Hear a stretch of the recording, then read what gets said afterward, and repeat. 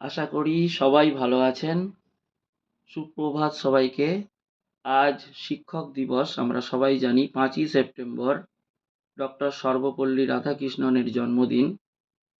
ওনার জন্মদিনকেই জাতীয় শিক্ষক দিবস হিসাবে আমরা পালন করে আসছি। কিন্তু আমি মনে করি বাঁদিকে যিনি আছেন ঈশ্বরচন্দ্র বিদ্যাসাগর, ওনার জন্ম 26শে সেপ্টেম্বর এই মাসেই। ওই জন্মদিনটাকেই শিক্ষক দিবস হিসাবে আমাদের পালন করা উচিত, কারণ উনি আমাদের বর্ণের সাথে পরিচয় করিয়েছিলেন। এরপর দেখুন বাঁদিকে উপরে আছে আমার মায়ের ছবি।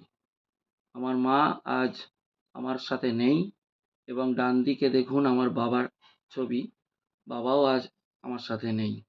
বাবা মা দুজনেই আমার সাথে নেই, কিন্তু আমার হৃদয়ে মনে সবসময় ওনারা বিরাজ করছেন। আমি মনে করি বাবা মা সবার ক্ষেত্রে প্রথম শিক্ষাগুরু।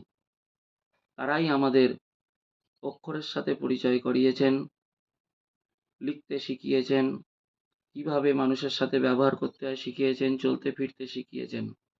তাই শিক্ষক দিবসে সবার প্রথম শুভেচ্ছা ও প্রণাম আমি আমার বাবা মাকে জানাই।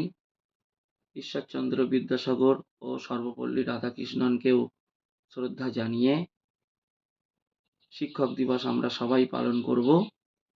আর একটা কথা যেটা না বললেই নয়, আজকাল আবহাওয়া এমন হয়েছে যে শিক্ষকদের নিয়ে বিভিন্ন দিকে গুঞ্জন। যারা সত্যি খবর রাখেন না তাদের মধ্যে গুঞ্জনটা বেশি ছড়িয়েছে। যারা সত্যি খবর রাখেন, অরিজিনাল খবর রাখেন, তাদের মধ্যে কিন্তু এই গুঞ্জনটা নেই।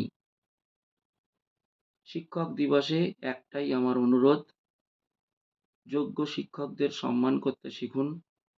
তাদের আপনারা প্রথম থেকে দেখে আসছেন, চিনে আসছেন। তাই এদিক ওদিককার খবরে বিশ্বাস না করে যোগ্য শিক্ষকদের সাথে থাকুন, সম্মান করুন। নমস্কার, ভালো থাকবেন।